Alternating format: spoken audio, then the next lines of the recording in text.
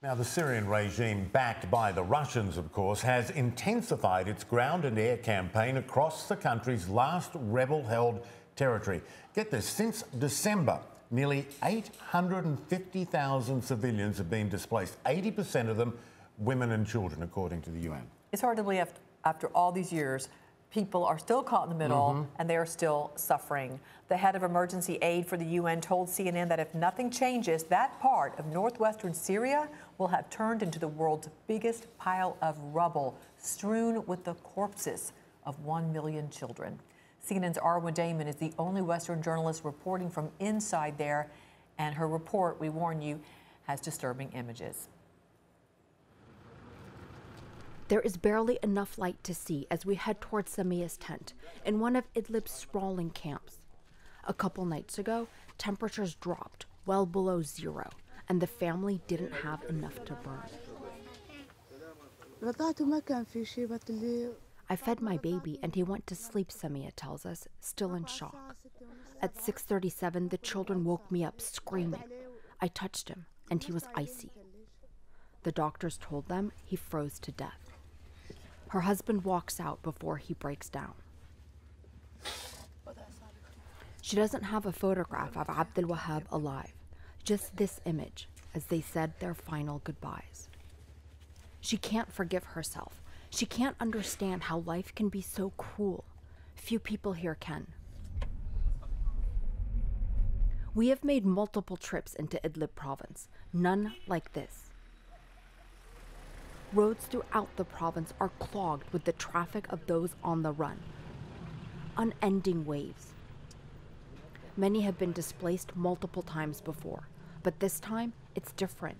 They feel like no matter what they do, they won't be able to outrun the war. These children walked for 7 hours in the middle of the night to get away from the bombing near their village, but it's not far enough. They want to leave from here, but they need to try to figure out transport or something, because if they try to go walk, it would just be impossible. Down the road, Dima and Batule clutch their stuffed animals for the last time.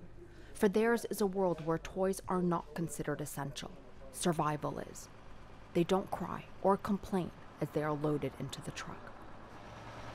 There is a sense of finality, claustrophobia, compounded by the collective misery of those trapped here, with the regime rapidly closing in and emptying out entire areas. One village settled down among these 3rd century ruins 2 weeks ago. A little boy shows us a picture in his father's phone of the bombing overnight. This is Muhannad, and he's 10, and he said that he was very scared the last night because this entire area, the hillsides all around it, were being bombed. They almost took off walking in the dark. I would rather die than not be able to protect my children, Saifuddin vows. He used to be the village's elementary school director. His tent is considered a palace by this wretched existence's standards. 2 of his kids have fallen over into the stove. Oh, and her face was burnt. His children are too young to know anything but war and hardship. Let Trump get a bit angry and send a couple tomahawks, Saifuddin says, half joking. For those here know too well that in the world's view, they are dispensable. The last 9 years have taught them that. Ubaid's tent is perched on a hilltop, away from the countless other makeshift camps.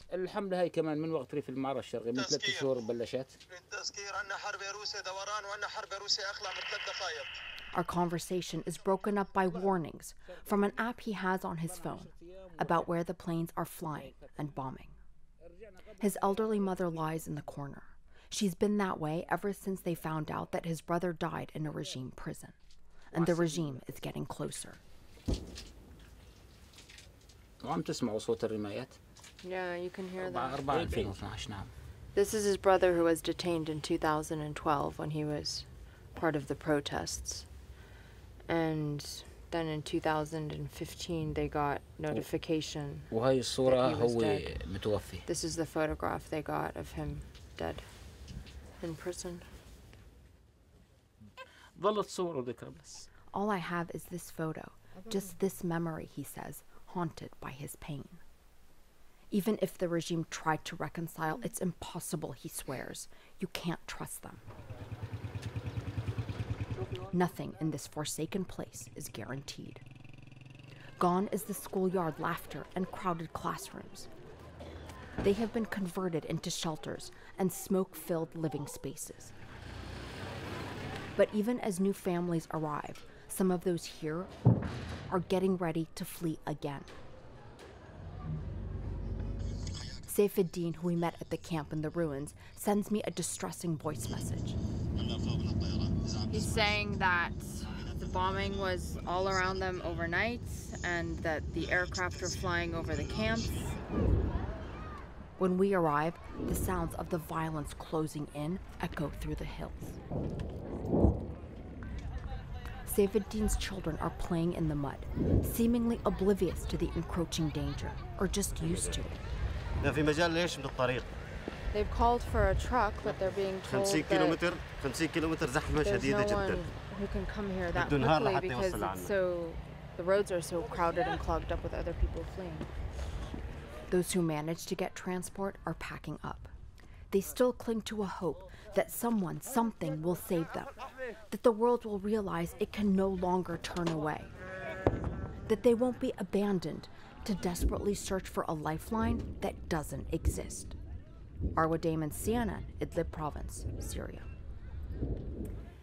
And to find ways you can help Syrians survive the conflict, head to cnn.com/impact. We have a list of organizations you can donate to.